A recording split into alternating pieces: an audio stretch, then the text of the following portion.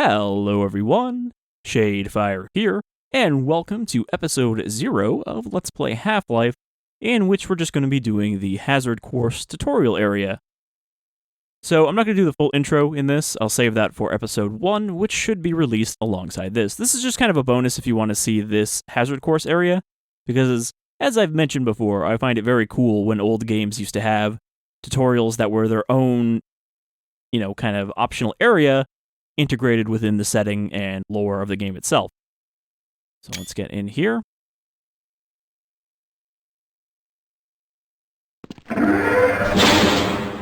Alright. Hello and welcome to the Black Mesa Hazard Course, where you will be trained in the use of the Hazardous Environment Suit. I am your holographic assistant. Let's begin by stepping into your suit. You can see it suspended up ahead of you. If you see one of these buttons, press it, and I will appear to demonstrate certain moves. So this hologram here is actually Gina Cross, who is a lady scientist that was later made into a playable character in Half-Life Decay, which is the weird co-op campaign that was added to the PS2 port of Half-Life. So here's the HEV suit. Welcome to the HEV Mark IV protective system for use in hazardous environment conditions.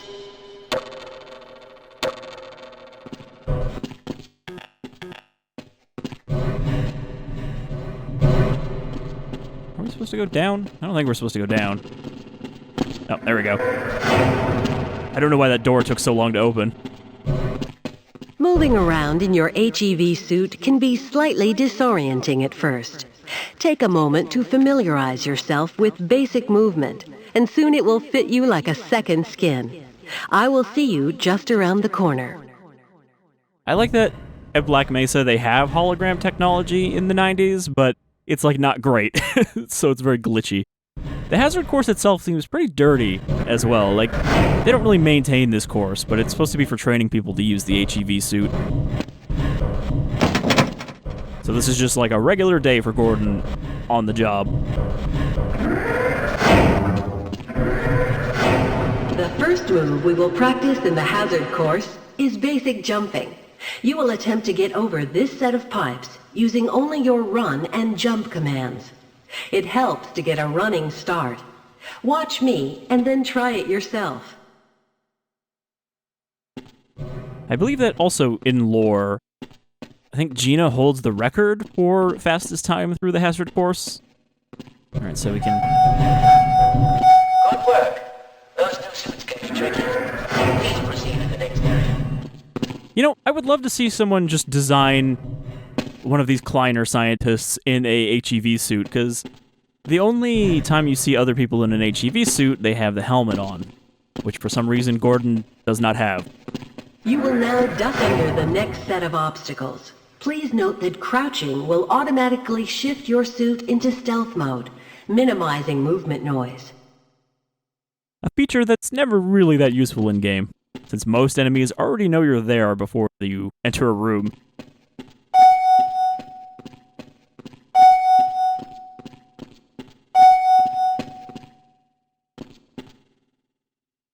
Very good. I hardly noticed you. On to the next area.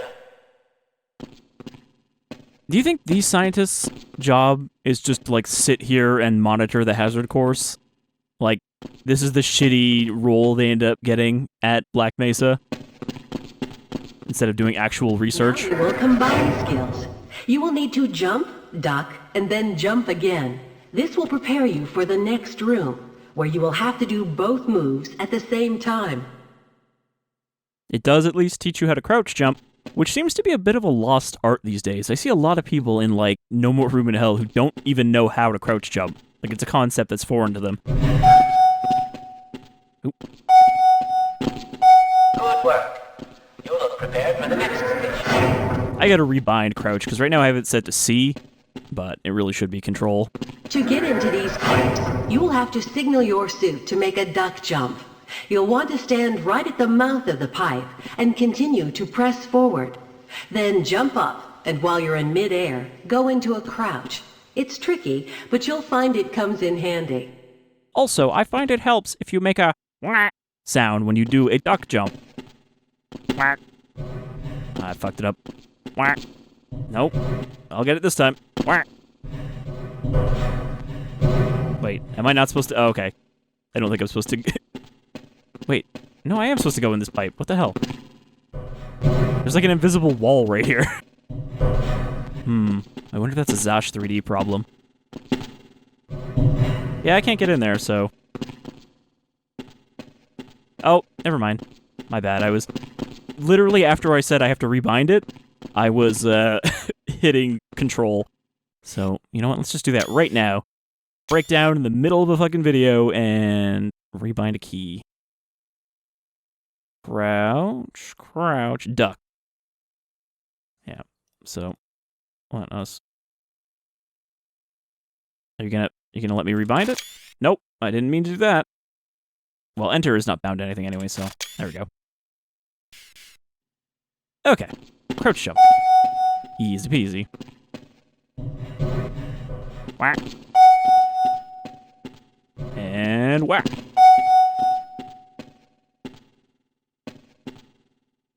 Nice job. Thanks, Gina. I'm doing my part. This weird echo sound effect. Walk directly into the ladder, look up, and continue moving forward.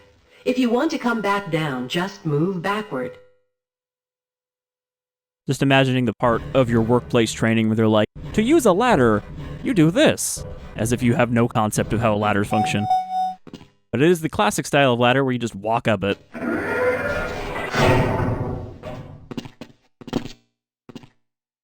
The next 3 jumps get harder each time, but they are quite possible. Don't be surprised if you miss the last one a time or two. If you can make all 3 in a continuous run, you are doing well. If you cannot make them, you'll probably break your shins.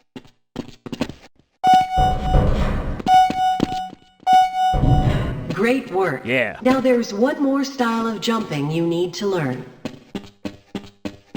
Long jumping requires its own charging module, seen here.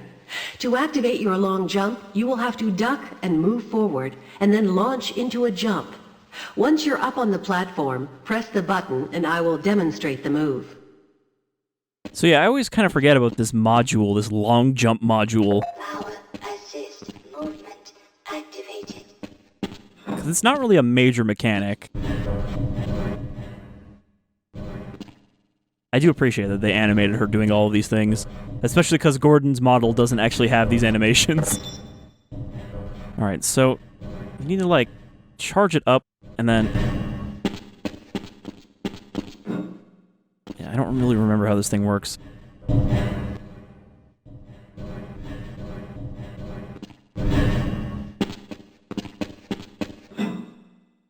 Run that by me again, Gina, because I don't remember how this thing works. Long jumping requires its own charging module, seen here. To activate your long jump, you will have to duck and move forward, and then launch into a jump. Oh, okay, yeah, you have to be Once moving. You're up on the platform, press the button, and I will demonstrate the move. Right. It's like... It's a really weird system. Which is probably why you don't end up using it very much, so... Nice There we go. job. You just have to crouch for like a second, otherwise you just get stuck in crouch. Alright.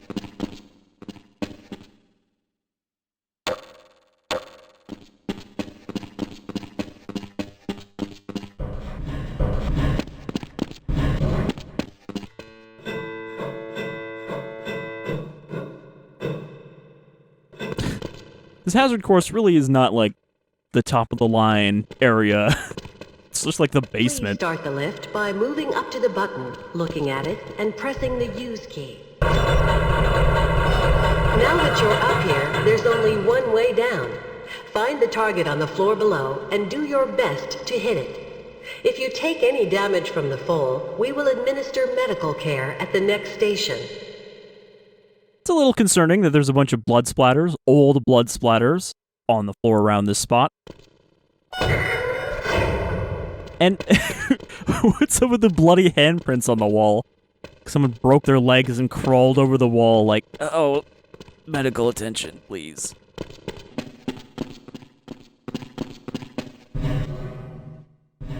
find med kits like this one throughout the Black Mesa compound. To restore your health, walk up to a med kit and press your use key. Your health will recover gradually until you are at full health or the kit is depleted. Once the light goes out, a med kit cannot be reused. I'm kind of curious how these first aid stations actually work, because they just have like a hole in them. I'm just picturing you like stick your finger in there and it stabs it with a bunch of needles. Or the ones in Riddick where you just put your neck up to it and needles shoot out into it. To spin that bridge, walk up to the control wheel and press the use key.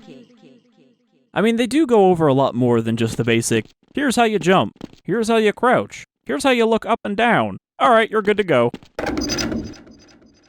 Which is what most games tutorials end up with in modern games. Fantastic. Fantastic. There's just like sewage down here.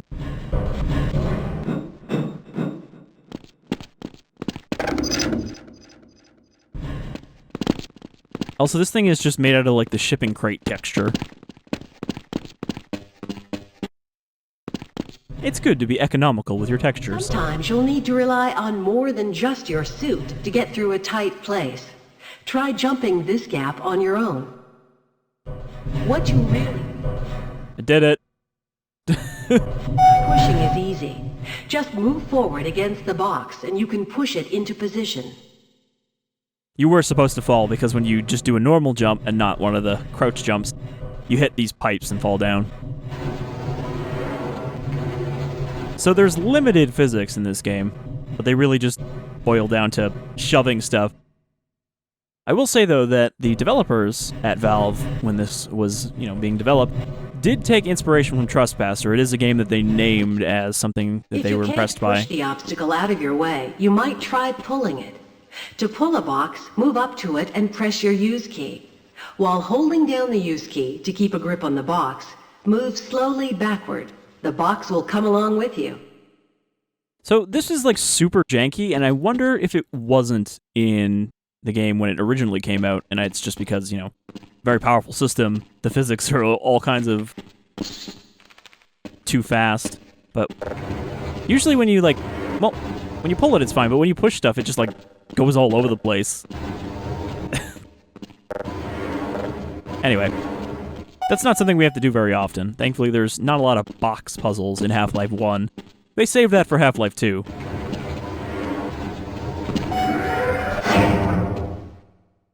When they're like, we can do even more physics. Nothing else works. You can try breaking the objects in your path.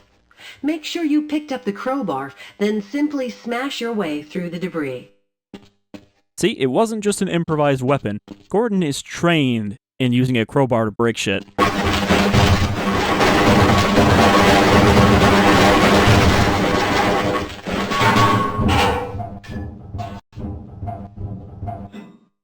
So this is just him going, hey, I know how to use this. I'll just go with the crowbar. Activate your suit flashlight for the next area.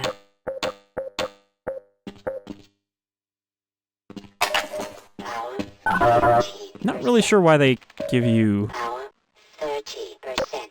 battery here. So the flashlight, even though I'm using Zosh 3D, they didn't make the flashlight any better for Half-Life. So it's this super useless tiny dot.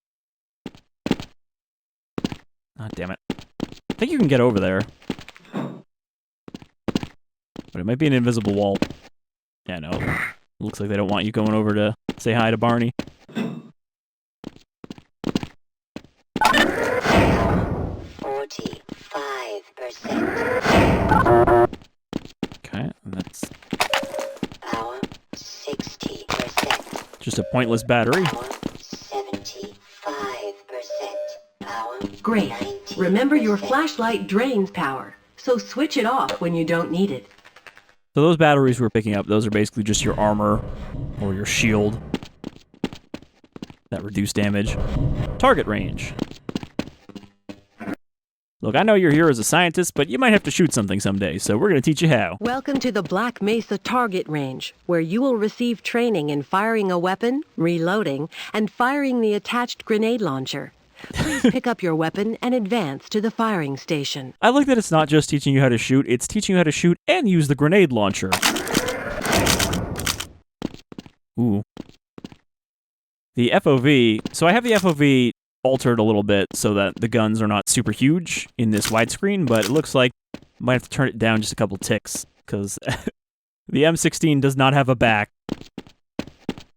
It's only like 80% of the gun. You'll have to hit every target in order to complete the course. But if you miss the first time, don't worry.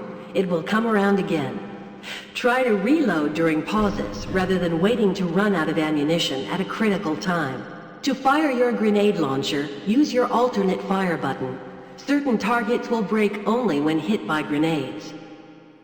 I wonder... Commencing sequence in 5, 4, 3, 2, 1. I wonder if they have to remind you to reload, because that wasn't that common in FPSs by this point. You know, because, like... stuff like Quake was the big one before this, and you didn't have to reload in Quake.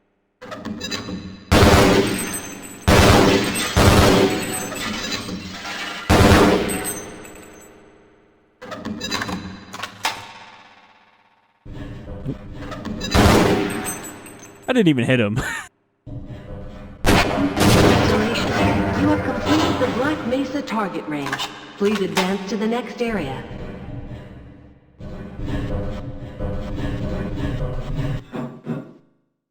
Your HEV suit monitors blood oxygen levels, warning you when you need to find an air supply. As you swim through this course, your oxygen levels will begin to drop. At the midpoint, you will be given an opportunity to surface for air. I wonder how many suffocated people they have to pull out of this part of the course.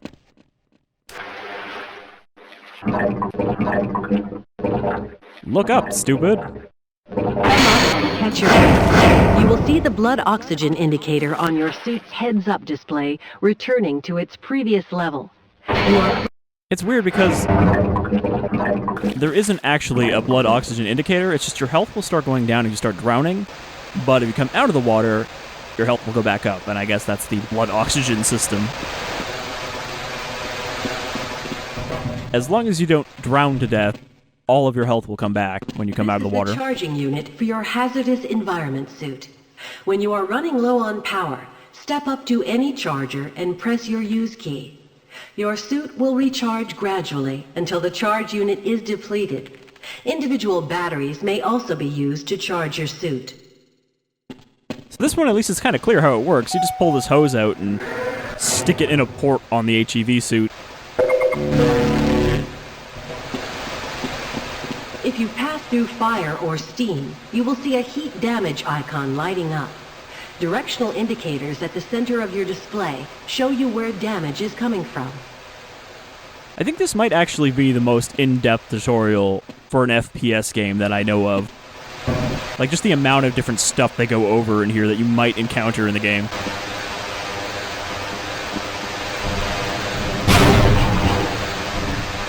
So, the point... Proximity to radiation activates a Geiger counter and radiation display.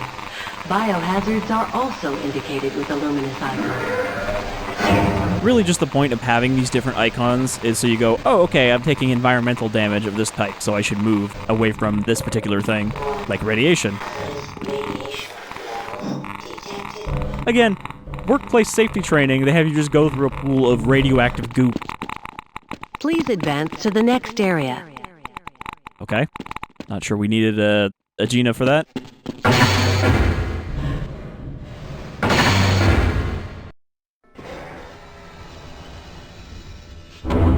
The classic node graph out of date.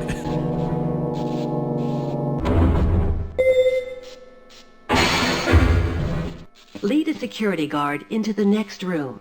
He will let you back into the transit system. You must approach a guard and press your use key. He will follow you until you face him and press the use key again. Barney's just standing here like, what do you mean, use key? Hey. Sure, I'll follow you. So they even teach you how to get these NPCs to follow you, even though the interactions are pretty basic. It's pretty much you can get them to follow you and you can get them to stop following you.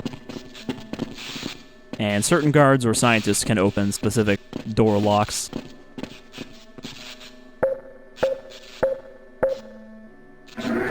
I suppose you really never get any kind of key cards or anything in this. Press your use key to engage the train.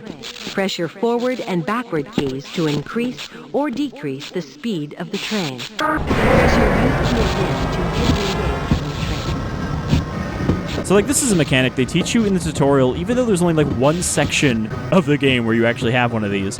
But they don't want you to be surprised by it. Congratulations on completing the Black Mesa Hazard course. You are now fully certified for use of the HEV Mark IV protective system.